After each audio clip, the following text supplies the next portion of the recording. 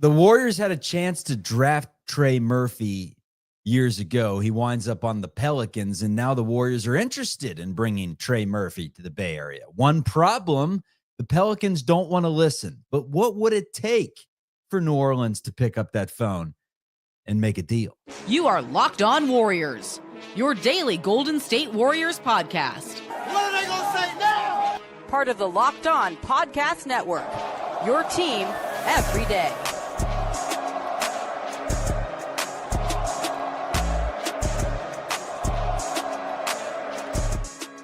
What's the good word, everyone? Welcome to the Locked On Warriors. We're part of the Locked On Podcast Network, your team every day. Best ways you can help us grow this show. Check us out on YouTube, like and subscribe. Hop in the comments to talk with some other fellow Golden State Warriors or just NBA fans in general, some trolls as well. And also check us out wherever you get your audio podcasts. My name is Charlie Walter, covered the team for 95.7. That's the flagship station.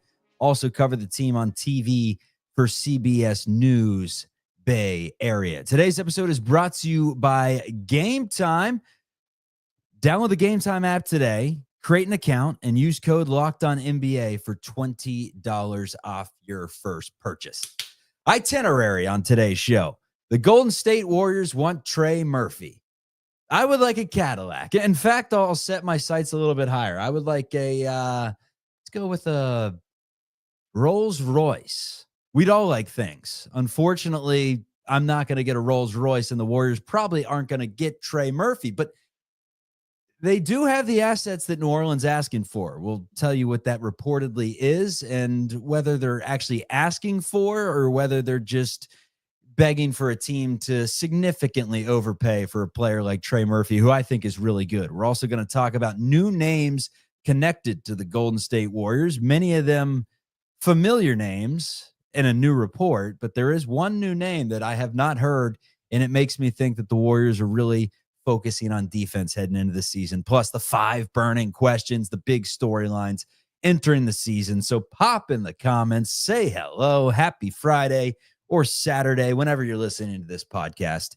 I hope it finds you well, and let's get into it. All right, so the Golden State Warriors want Trey Murphy. They have a strong affinity for Murphy III. They've now communicated with the Pelicans regarding Murphy this summer. However, the Pelicans have batted away calls. That's per Jake Fisher. So have they been leaving voicemails? Has Mike been picking up the phone saying, hey, I actually don't know any of the ownership group in New Orleans. If you do, and you're a Warriors fan, kudos to you. I do not. Dumars. Yes. On the spot. How about that?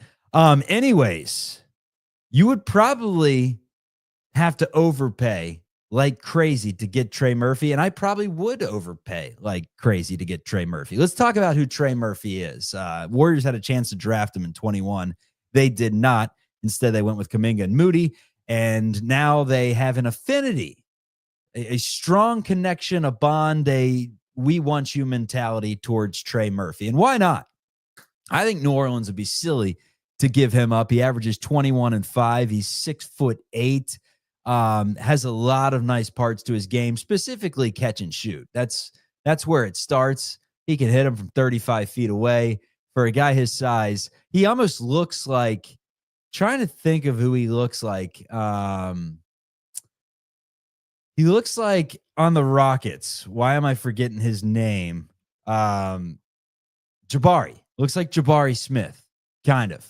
The difference is he can knock down threes at an elite clip, but he has that wiry frame, 7-foot wingspan, pretty athletic, can handle it decently for his size, and it's improving, but he's a legit 40% three-point shooter. Also went for 40 in consecutive games last year, 41 and 40 back-to-back at just 25 years of age. He's under contract for the next 4 years at about $25 million, which is right in that sweet spot to where the Warriors can kind of try to thread a needle with a $25 million player and still retain Curry into the future, or just, be able to have some wiggle room after life with Steph Curry, with a dude that is a legit top 30, 40 player in the NBA at 25, only making $25 million. So nothing crazy there. But I think they'd be silly to give him up. On the other side, Jonathan Kuminga, Moses Moody, no Jordan Poole, and Kevon Looney. Well, that would probably be the trade, right? It would probably be Kuminga, Moody, and then multiple first-round picks. In fact, what they are asking for, per Brett Siegel, they want multiple first-round picks. They want proven young talent. So I feel like based on that, they're not actually shopping Trey Murphy. And I don't expect him to get traded this offseason. They're simply open to the idea of maybe someone overpaying by a long shot to get him. And if you're the Warriors, I mean, 3 first-round picks would be awfully insane, especially if any of them are unprotected. But an unprotected, or dare I say 2 unprotected firsts, one would probably have to be pretty soon because you wouldn't want to give up both those picks after life with Curry. You'd want to go a little bit earlier, but you protect those top 3, whatever. And that's a huge overpay.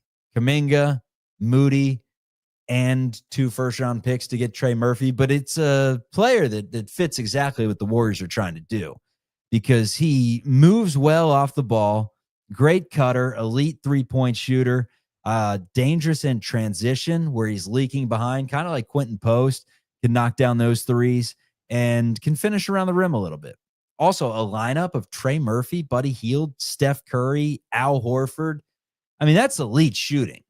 Elite shooting. If you're not going to win the whole thing, at least have some fun trying. And that would be a lot of fun to see.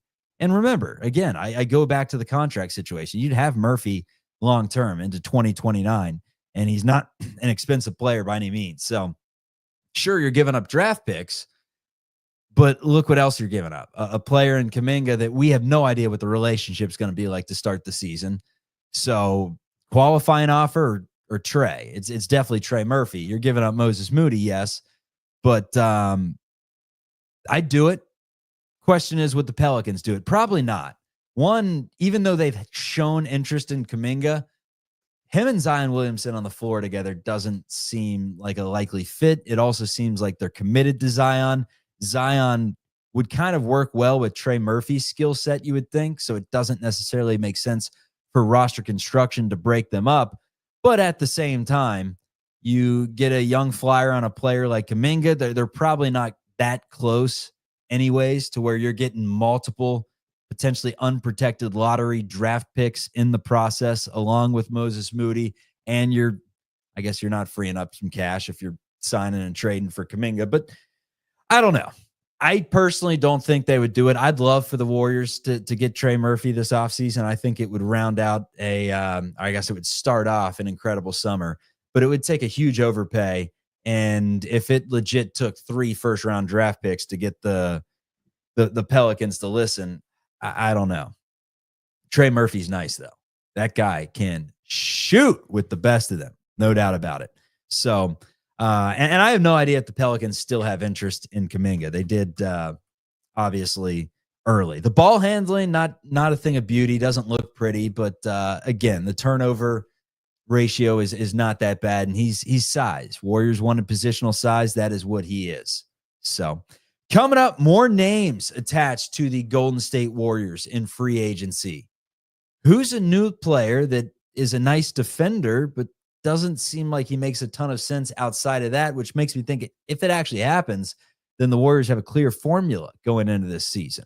We're breaking that down. That's coming up on Locked On Warriors. All right, today's episode is brought to you by Gametime. Have you ever decided at the last minute to head to a ball game with friends or family? Maybe it's game day. You suddenly realize you want to be in the stands, and that is exactly where Gametime comes in to help you out. It's the easiest way to grab last-minute tickets without the stress. With the money you save on tickets, you can splurge on food, on drinks, merch, even get a bigger group to come with you. Gametime makes everything possible. Makes buying tickets fast and simple. Prices on the app actually drop closer to first pitch or tip-off. They've got incredible last-minute deals, clear seat views, and a lowest price guarantee that takes the worrying out of buying. Gametime is the official ticket partner of Locked On MLB, making it easy to browse the app for exciting upcoming MLB games. Take the guesswork out of buying tickets with Gametime. Download the Gametime app, create an account, use code Locked On NBA for $20 off your first purchase. Terms do apply. All right, some of the names that are attached to the Golden State Warriors right now. This is all per a report from Jake Fisher. And he says that the Warriors, his belief is that DeAnthony Melton and Gary Payton II are expected to sign minimums, and Al Horford is expected to sign the full mid-level exception. So Melton and GP2. GP2, it felt like, was off the table last time we heard. The Warriors were expected to move on. Obviously, not a lot. Nothing has happened since then, but obviously a lot has happened around the NBA, and Gary Payton's still on the table. So that obviously has a lot to do with it, you would think. It's clear Kerr and company love GP2. No doubt about it. DeAnthony Melton, that's one that we expect, a player we expect to be a Warrior this season, and then Al Horford with the full mid-level exception. So everyone minus Horford is expected to be a vet minimum level player. I don't know if that would change off the top of my head. Were Kuminga to sign the qualifying offer if it opens up extra cash? I don't know off the top of my head. But vet minimum players, that's what the Warriors are going to have to load up the bottom of the roster with, likely Will Richards and maybe some two-way players as well. But other players that have been attached to the Warriors for roster candidacy, it's Seth Curry, the brother of Steph.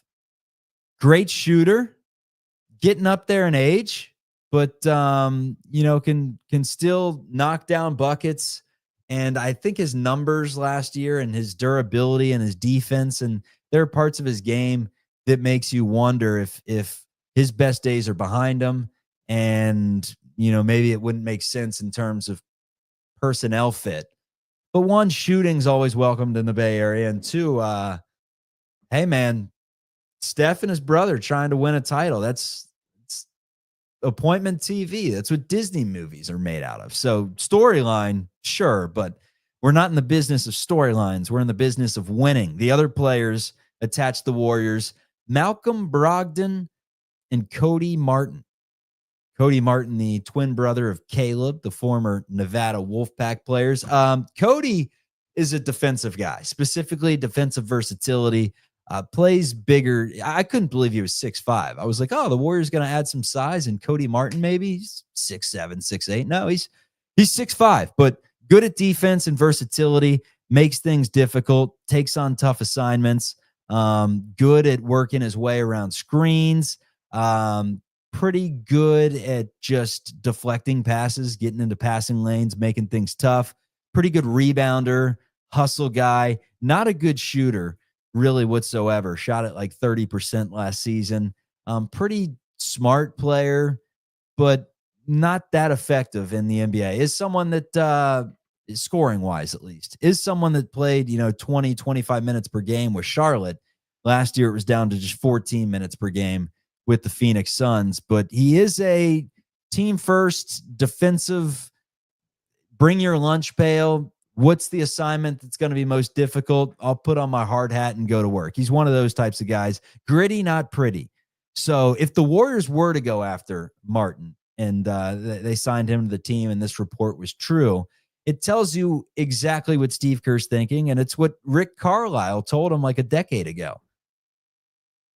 Down 2-1 to Memphis on the way to the first of 4 NBA championships.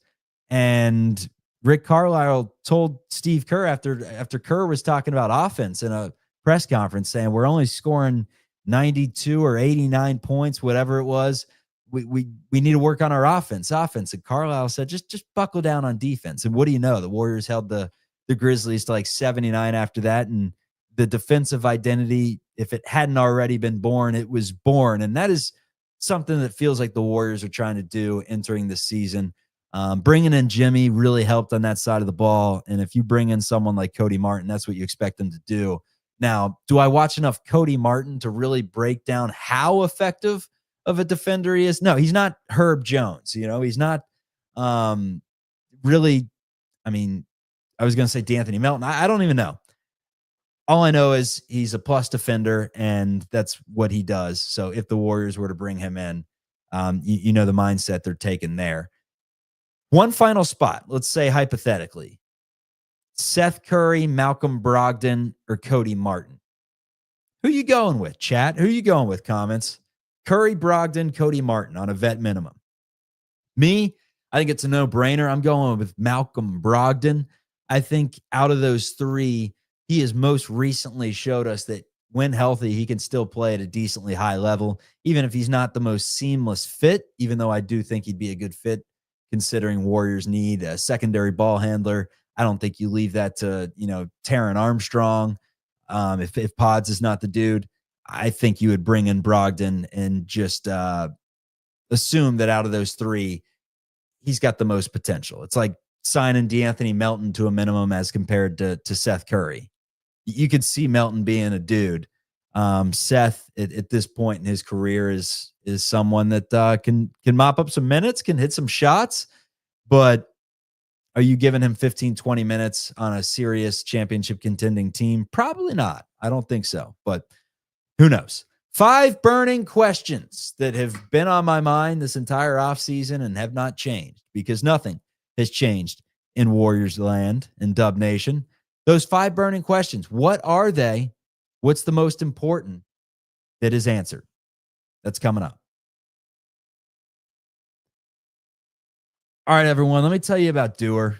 DOER is coming to San Francisco. If you have not heard of some of the best jeans on the market, performance denim, stretch, I wear these things everywhere, showing the YouTube crowd.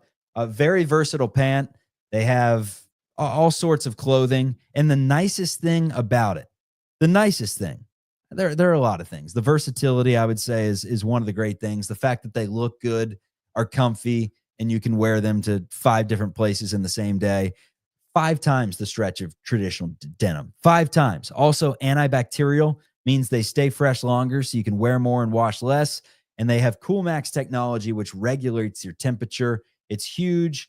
When you're traveling across the Bay Area, you never know what the temperature is going to be like based on which part of the Bay you're in. So DOER pants, they're excellent stuff. And the nice thing is August 29th, DOER's opening a brand new store in Hayes Valley. Head on over to 567 Hayes Street. Mention my code LOCKEDONSF. In store, you'll get 15% off your first order, or you could do it online, shopdoer.com/LockedOnSF. That is DOER, DUER. You'll get 15% off online. Trust me, once you try them, you'll never go back. You'll never want to wear anything else. That's DOER. Coming to San Francisco. All righty, 5 burning topics and big storylines entering the season in no particular order. Wrote these down quickly and gonna dissect on the fly. One, and to me, it may be up there. It's probably my second biggest burning question. Can Father Time hold off for one more year? If I told you everyone from Draymond Green, Steph Curry, assuming Al Horford, Jimmy Butler, and let's throw DeAnthony Melton, who's been injury prone as well. If all 5 of those guys hit at least 60 games, that would be an incredible season. That would be more than just Father Time. That would be a ton of luck. That would be 2022 Otto Porter has a random healthy season. Gary Payton II has a breakout. Nemanja Bjelica finds a home. That would be all those things where you just strike gold on every single fringe move. And if Horford and Melton being those 2 guys that you don't know if they're going to go 60, if they went 60, that means they avoided big time injury. And for the most part, we're probably just out for load management and little tweaks here and there. So that's the big thing. That's the goal of the season. Everyone play 60 games, be ready to go come playoff time.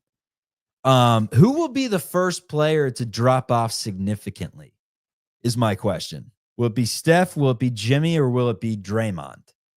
Now, Draymond obviously had the best accolade.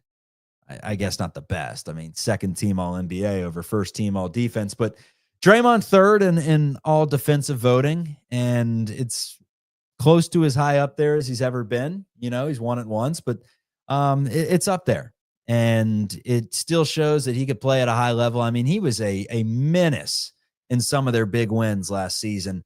did get worked by Julius Randle in the playoff series. But look, humans, that series was over.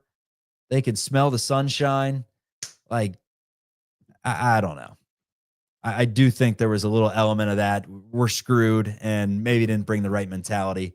But yeah, it was very strange how good he was all season and how consistently cooked he got by Julius Randle in that final series. But who would you think would be the first player to dip off significantly? I have no idea, to be honest with you.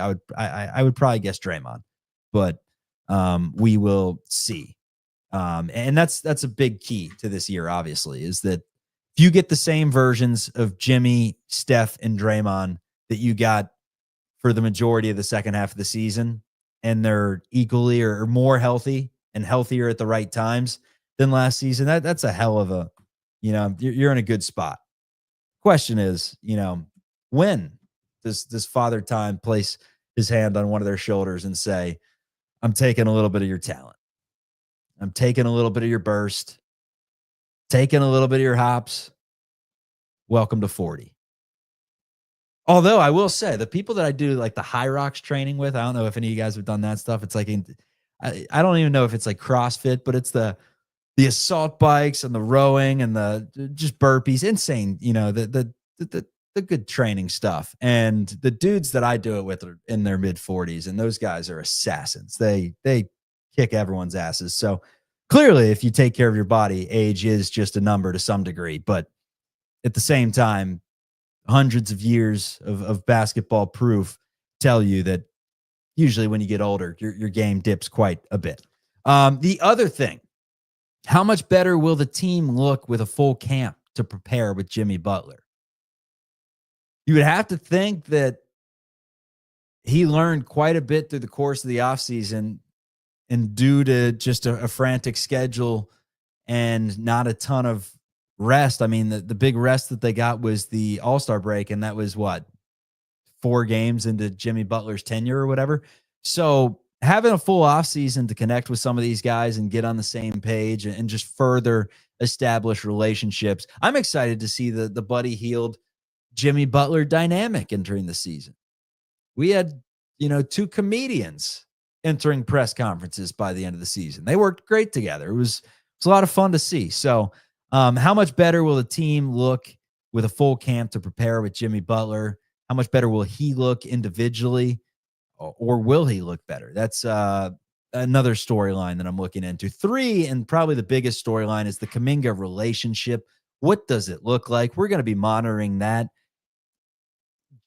Just because he's on the team, whether it's qualifying offer, whether he takes some form of a Warriors deal, is he happy with that? Because he was on the team come postseason, and I swear there were games.